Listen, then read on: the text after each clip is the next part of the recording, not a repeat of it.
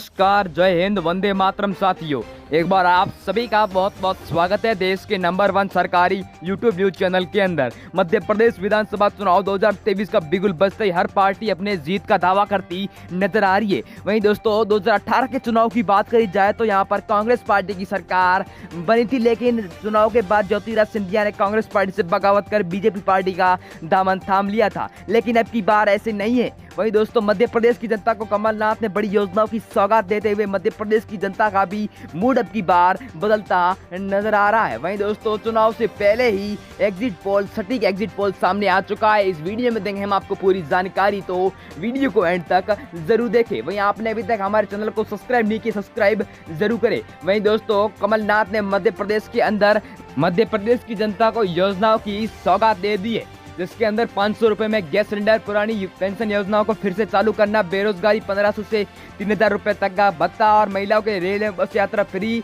और मध्य प्रदेश की Indian premiere league यानी आईपीएल की भी टीम होंगी। वहीं आप कांग्रेस के सपोर्ट में है तो आई लव कांग्रेस, और बीजेपी के सपोर्ट में है तो आई लव बीजेपी के कर संबोधित जरूर करें। वहीं बात करें मध्य प्रदेश की सर्वप्रथम सीट दमोह जिला की, तो दमोह जिला में दोस्तों कुल 4 सीटें हैं। 4 में से कमलनाथ को बड़ा ही बहुमत मिलता हुआ 2 सीटों का आकलन होता नजर आ रहा है। वहीं बीजेपी पार्टी को 1 सीट और बसपा को 1 सीट का आकलन होता हुआ नजर आ रहा है अब की बार। वहीं सतना जिला की कुल 7 सीटों पर बात कही जाए तो 7 में से कांग्रेस को यहाँ पर 4 सीटें, बीजेपी पार्टी को 2 सीटें और बसपा को 1 सीट से संतुष्ट होना पड़ेगा अब की बार दमोह जिला के अंदर।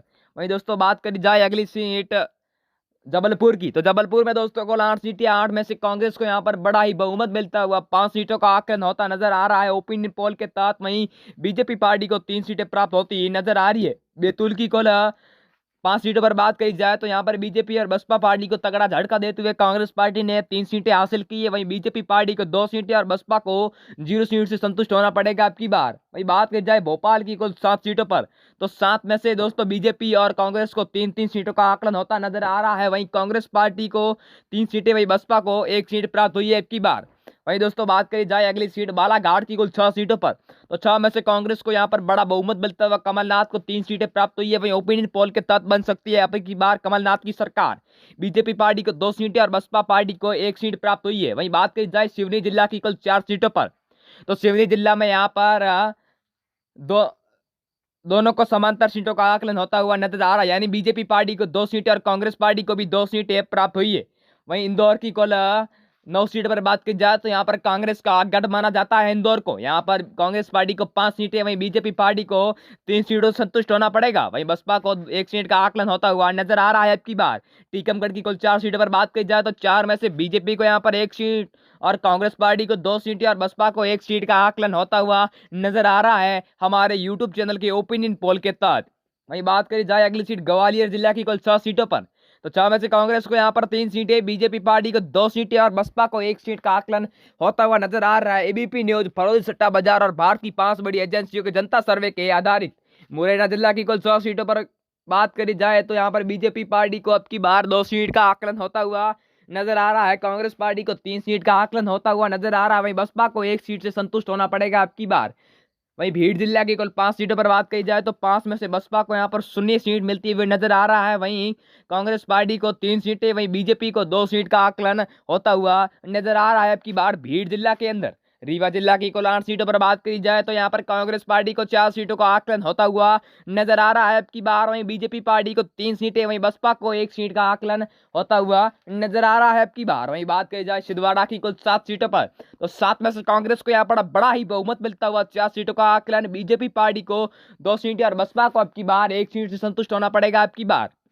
वहीं दोस्तों बात करी जाए अगली सीट सीधी जिला की कुल 4 सीटों पर, तो 4 में से अब की बार यहाँ पर दोनों को समांतर सीटों का आकलन होता हुआ नजर आ रहा है, यानी बीजेपी पार्टी को 2 सीटें और कांग्रेस पार्टी को भी 2 सीट का आकलन होता हुआ नजर आ रहा है अब की बार। सागर जिला की कुल 8 सीटों पर बात करी जाए तो 8 में से कांग्रेस को यहाँ पर यानी कमलनाथ की सरकार अब की बार फिर बनने जा रही है, यानी कि 5 सीटें कांग्रेस पार्टी को और बीजेपी पार्टी को 3 सीटें और बसपा को 0 सीट से संतुष्ट होना पड़ेगा अब की बार। दंतिया जिला की कुल 3 सीटों पर बात करी जाए तो 3 में से यहाँ पर फिर बीजेपी पीछे चलती नजर आ रही है, यानी कि 1 सीट बीजेपी को, कांग्रेस पार्टी को 2 सीटें, वहीं बसपा को 0 सीट का आकलन होता हुआ नजर आ रहा है। वहीं दोस्तों मध्य प्रदेश के चुनाव के अंदर आपके अनुसार किस पार्टी की सरकार बनती नजर आ रही, वो भी कमेंट बॉक्स में जरूर बताएं। वहीं आपने अभी तक हमारे चैनल को सब्सक्राइब नहीं किया, सब्सक्राइब जरूर करें। वहीं दोस्तों, कमलनाथ ने अपना पत्ता खोला है, जिसके अंदर कमलनाथ फिर जो कर्नाटक में जिस प्रकार कांग्रेस पार्टी की जीत हासिल हुई है, वो फिर एक की बार वो दाव दोहराना चाहती है मध्य प्रदेश के अंदर। वहीं आप अभी तक हमारे चैनल पर नए हैं तो चैनल को सब्सक्राइब जरूर करें। मिलते हैं अगले वीडियो में, तब तक के लिए जय हिंद।